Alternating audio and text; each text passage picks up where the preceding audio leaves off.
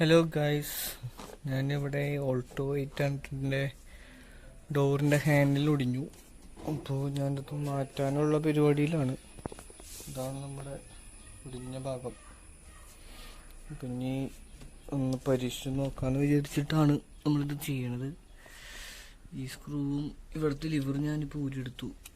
ദിവസത്തിൻ്റെ സ്പ്രിങ്ങിൻ്റെ പൊക്കിയെടുത്ത് ഇവിടുത്തെ ഒരു സ്ക്രൂ ഇനി ഇവിടെ നിന്ന് പറഞ്ഞ ഊരാണ്ട് ഞാൻ ചെയ്ത് നോക്കാമെന്ന് വെച്ചിട്ടാണ് നിൽക്കണത്. ഇതാണ് നമ്മുടെ പൊട്ടിയ ഹാൻഡിൽ. നമുക്ക് ഇവിടുന്ന് വിട്ടുപോകുന്നു. ഇനി ഇവിടുന്ന് മാറ്റണം. നമുക്ക് ശരിക്കും വാങ്ങിക്കാൻ കിട്ടുന്നത് ബ്ലാക്കാണ്. നമ്മളത് ഈ വണ്ടിയുടെ കളറിലോട്ട് പെയിൻറ് ചെയ്തു.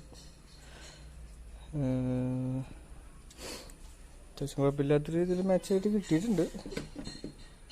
ചെറിയൊരു വ്യത്യാസമുണ്ട്, എന്നാലും കുഴപ്പമില്ല. നമുക്കിനി ഡോറിൻ്റെ ഇതൊക്കെ ഊരണം. ഇപ്പം നമ്മൾ ആ ക്യാപ്പ് ഊരിയെടുത്തു.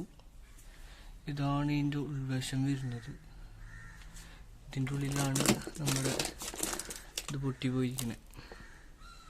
അത് മാറ്റിയിട്ട് നമുക്ക് പുതിയതിടണം. ഈ ഒരു പീസാണ് ഇവിടെ പൊട്ടിപ്പോയിരിക്കുന്നത്. മാറ്റിയിട്ട് നമുക്ക് ഇടണം. ഉരിയെടുത്ത പീസാണിത്.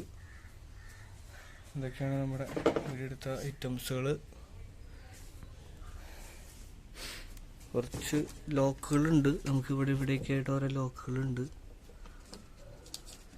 ആ ലോക്കുകൾ ഓരോന്ന് പൊട്ടിച്ച് കഴിഞ്ഞാൽ എടുത്തെടുത്ത് വരാൻ പറ്റുള്ളൂ നമുക്ക്. ഇതാണ് നമ്മുടെ ലിവറിൻ്റെ ഇത് വരുന്നത്. നമ്മൾ പിടിപ്പിച്ചു. നമുക്ക് ഈ ലോക്കിലോട്ട് ഇട്ടണം. ആ ഒരു ലോക്കിലോട്ട് ഇട്ട് കഴിഞ്ഞാലാണ് കറക്റ്റായിട്ട് അത് വർക്ക് ചെയ്യുള്ളൂ. ഒരുവിധം സെറ്റായിട്ടുണ്ട്, വർക്ക് ചെയ്യുന്നുണ്ട്. ചെറിയൊരു ജാമ്പ് വരുന്നുണ്ടായിരുന്നു, കുഴപ്പമില്ല. ഇപ്പോൾ ഡോറിൻ്റെ ഈ കളറും ഇത് തമ്മിൽ ചെറിയൊരു വ്യത്യാസമുണ്ട്, അതിലും കുഴപ്പമില്ല. ചെറിയൊരു പിടുത്തം വരുന്നുണ്ട്.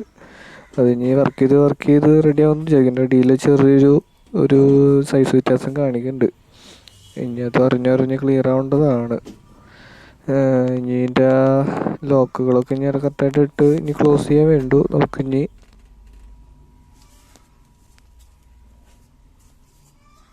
അപ്പോൾ ഗായ്സ്, നമ്മുടെ ഡോറിൻ്റെ ലിവർ പിടിപ്പിച്ച് കഴിഞ്ഞു. നമ്മളെല്ലാതും ഫിറ്റ് ചെയ്തു. തിരിച്ച് സ്ക്രൂസുകളെല്ലാതും സെറ്റാക്കി. എല്ലാ ലോക്കുകളും കറക്റ്റായിട്ട് തന്നെ ഇട്ടിട്ടുണ്ടെന്നാണ് വിശ്വസിക്കുന്നത്.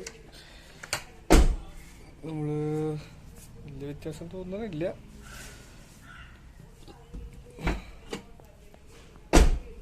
വലിയ കുഴപ്പമില്ല. ചെറിയൊരു പിടുത്തം വരുന്നുണ്ട്.